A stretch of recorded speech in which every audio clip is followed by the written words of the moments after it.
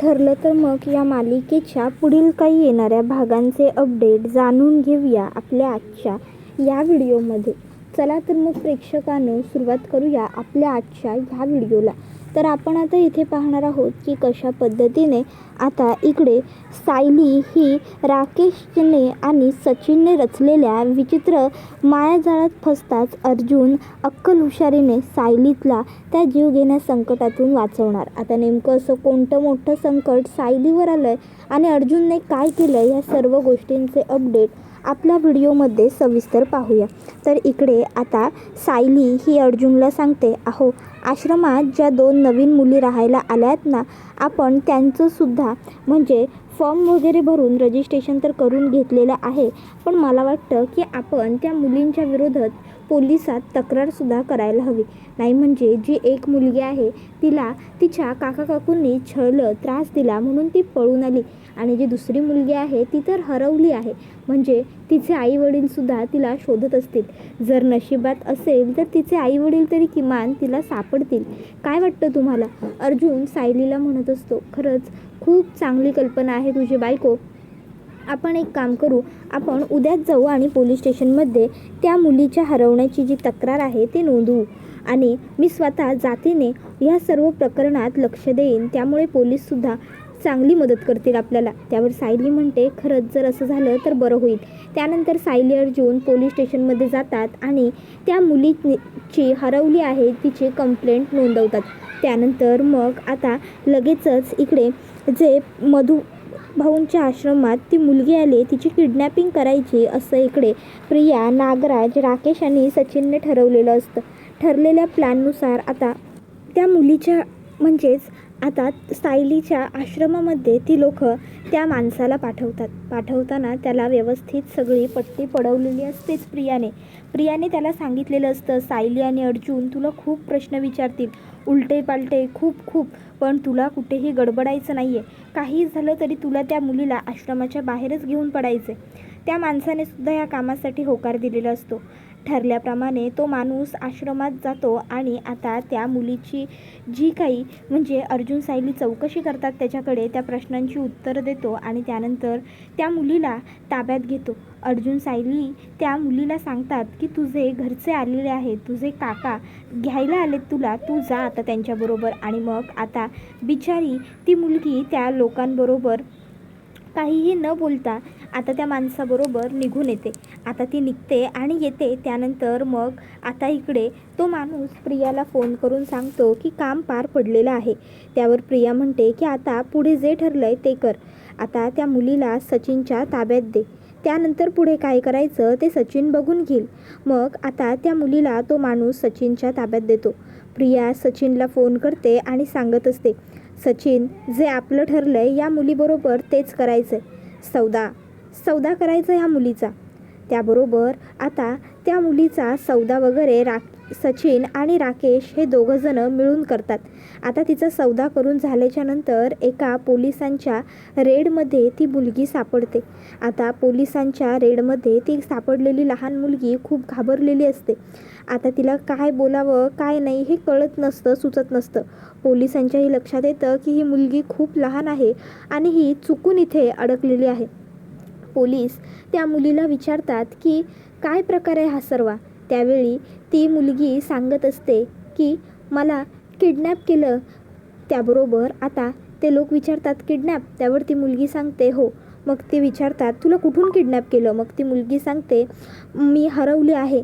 मी माझ्या आईबाबांच्या घरून चुकून हरवली आहे एका रस्त्याला आणि त्यानंतर मग मी म्हणजे रस्त्याच्या कडेलाच बसून राहिले होते तेव्हा मला एका काकांनी अनाथ आश्रमात नेलं, वात्सल्य आश्रमात. आणि तिथे हे एक काका आले आणि त्यांनी मला सांगितलं की ते माझ्या घरून आलेत आणि मी काही बोलायच्यात मला सायलीताई आणि अर्जुन साहेबांनी त्या माणसाबरोबर पाठवून दिलं. आता सायलीचं नाव त्या मुलीने घेतलेलं असतं. त्याशिवाय वात्सल्य आश्रमाची ओनरशिपसुद्धा आता सायलीच्या ताब्यात असते. त्यामुळे मग पोलिसांना असं वाटतं की याचा अर्थ सायलीनेच त्या मुलीला त्या लोकांकडे सोपूर्द केलेला आहे. मग पोलीस सायलीला अरेस्ट करायला सुभेदारांच्या घरी येतात. आता अन्नपूर्णा निवासमध्ये पोलीस आल्यामुळे खळबळ माजते. इकडे आता सगळेच जण म्हणत असतात की पोलिसांचं घरी काय काम, तर पोलीस सगळा प्रकार सांगतात. आता हे सगळं ऐकून मग अस्मिता म्हणते, इन्स्पेक्टर साहेब, हे बघा, तुमचा काहीतरी गैरसमज होत असेल. सायली आणि वात्सल्य आश्रम हे काय फक्त आमचंच नाही आहे ना, अशी कितीतरी आश्रम असतील. त्याबरोबर मग पोलीस सांगतात की त्या आश्रमाचा पत्ता त्या मुलीने तुमच्याच आश्रमाच्या फॉर्ममध्ये भरला होता. मी वात्सल्य आश्रमात राहणार आहे यापुढे ह्याची संमती दर्शवताना, आणि त्याचवेळी तिने तो पत्ता लक्षात ठेवल्यामुळे आम्हाला तिने तो पत्ता सांगितला. आम्ही पूर्ण खात्री करूनच इथे आलो आहे मॅडम. त्यानंतर मग अर्जुनसुद्धा म्हणत असतो की हे बघा, माझ्या बायकोला तुम्ही असं अरेस्ट वगैरे नाही करू शकत. हे बघा, थांबवा हे सगळं. तुमच्याकडे अरेस्ट वॉरंटसुद्धा नसेलच. त्यावेळी त्याला अरेस्ट वॉरंट आहे साहेब असं सांगतात. अर्जुन सायलीला थांबवण्याचा खूप प्रयत्न करतो. इन्स्पेक्टर म्हणतात, जे बोलायचं असेल ते थेट कोर्टात बोला. आणि ती लोक आता सायलीला तिकडनं घेऊन जातातच. आता सायलीला तिकडनं नेल्याच्या नंतर इकडे अर्जुन तर पूर्णपणे तुटून गेलेला असतो. पण मग त्यावेळी घरातले सगळे सदस्य त्याला समजावून सांगतात की हे बघ अर्जुन, ही वेळ तुटून किंवा खचून जाण्याची नाही, तर ही वेळ खंबीरपणे, ठामपणे, अगदी कठोरपणे उभं राहण्याची आहे. आता तू असा रडत बसलास ना तर तुला आणखीन त्रास होईल. तर कल्पना म्हणत असते, अरे त्रासच सोड, पण सायलीचा विचार कर. अर्जुन, हे बघ, तूच जर असे हातपाय गाळलेस तर सायलीने काय करायचं? हे बघ, माझी सून प्रेग्नंट आहे, त्यामुळे मला उद्याच्या उद्या ती घरात हजर पाहिजे. अर्जुन, तुला काय वाटेल ते तू कर, काय करायचं असेल ते कर, पण मला माझी सून माझ्या घरात आणून दे म्हणजे दे. मला माझी सून घरात हवी म्हणजे हवीच. तुला जे हवं ते तू कर. मी ना देवच पाण्यात ठेवणार आहे. देव परीक्षा का बघतोय मला कळतच नाही आहे. आता घरातल्या सगळ्यांनी एवढं समजून सांगितल्यानंतर अर्जुनही विचार करतो की हो, बरोबर आहे. त्यानंतर अर्जुन पोलीस स्टेशनला जातो दुसऱ्या तासात, आणि तो आता पोलिसांशी बोलतो. पोलीस सांगतात की आम्ही उद्या यांना कोर्टात हजर करू. एवढा मोठं रॅकेट चालवलं यांनी. आश्रमातून मुली जात आहेत याचा अर्थ रॅकेटच असणार ना. मग तुम्हाला तिथे काय सिद्ध करायचं आहे ते तुम्ही करा. अर्जुन सायलीचं वकीलपत्र घेतो आणि त्यानंतर मग दुसऱ्या दिवशी म्हणजे कोर्टामध्ये सिद्ध करायला उभा राहतो. अर्जुन कोर्टात म्हणत असतो, माझ्या अशील सायली अर्जुन सुभेदार म्हणजेच माझी बायको, हिच्यावरती वात्सल्य आश्रमातून तिने एका मुलीला काही लोकांना विकल्याचं इकडे कळतं आहे आणि तिच्यावरती असे आरोप केले जातात. पण हे सरासर चुकीचं आहे आणि खोटं आहे. मुळात माझी बायको ही एक चांगली व्यक्ती असून माझी बायको ही ते आश्रम चालवत आहे. आतापर्यंत ते आश्रम मधुकर पाटील चालवत होते, पण आता ते वृद्ध झाल्यामुळे त्यांनी त्यांची सगळी जबाबदारी सायलीवर सुपूर्द केली आहे. सायली ही सुद्धा त्यांच्याच आश्रमात लहानाची मोठी झालेली एक मुलगी आहे आणि आता तिचे आईवडील हे सापडलेले असल्यामुळे ती तिच्या आईवडिलांकडे आणि तिच्या सासरी राहत असते. तिचे आईवडील म्हणजेच ॲडव्होकेट रविराज किल्लेदार आणि तिची आई म्हणजेच प्रतिमा किल्लेदार. आता रविराज किल्लेदार आणि प्रतिमा किल्लेदार हे नाव ऐकून जजसुद्धा जरा म्हणजे स्तब्ध होतात की त्यांची मुलगी ही असं वागू शकते का. त्यानंतर मग अर्जुन म्हणतो, पहिली गोष्ट मी कोर्टासमोर FIR सबमिट करतो, ती त्या मुलींची आहे ज्या मुलींना आता विकण्याचा सायलीवरती दावा केला. सायलीने ती मुलगी हरवली आहे आणि तिला तिच्या घरी परत जायचं आहे. यामुळे पोलीस स्टेशनमध्ये जाऊन स्वतः तक्रार नोंदवली होती की ही मुलगी हरवली आणि ही आमच्या आश्रमात आहे. जर कोणी हिला शोधत आलं तर तिला आमच्या आश्रमातून घेऊन जा. आणि त्याचबरोबर तिने त्या मुलींकडून लीगल प्रोसिजरसुद्धा आश्रमात राहण्याकरता पूर्ण करून घेतली होती. जर तिला त्या मुलीला विकायचं होतं किंवा काही वाईट हेतू तिला साध्य करायचा होता तर सायलीने मुळात लीगल प्रोसिजर केलीच नसती. पण तिला काहीही चुकीचं करायचं नव्हतं म्हणून तिने लीगल प्रोसिजर केली. आम्ही त्या व्यक्तीजवळ त्या मुलीला सुपूर्द केले कारण त्या व्यक्तीने आम्हाला सांगितले की तो त्या मुलीच्या वडिलांचा मित्र आहे आणि त्या मुलीच्या बऱ्याचशा गोष्टी त्या व्यक्तीने सांगितल्या आणि त्यानंतर मगच आम्ही त्याच्यावर विश्वास ठेवला. त्याने सांगितलं की त्या मुलीचे आईवडील खूप गरीब आहेत, त्यांची परिस्थिती नाही आहे इथवर येण्याची, म्हणून मग आम्ही त्या मुलीला त्यांच्याबरोबर पाठवलं. या सगळ्यामध्ये माझ्या पत्नीचा काहीही कसूर नाही आहे आणि सगळ्यात महत्त्वाचं म्हणजे सायली सुभेदार ह्या प्रेग्नंट असल्यामुळे त्यांना ही अशी अटक करणंसुद्धा योग्य होत नाही, कायद्याच्या चौकटीत हे बसत नाही.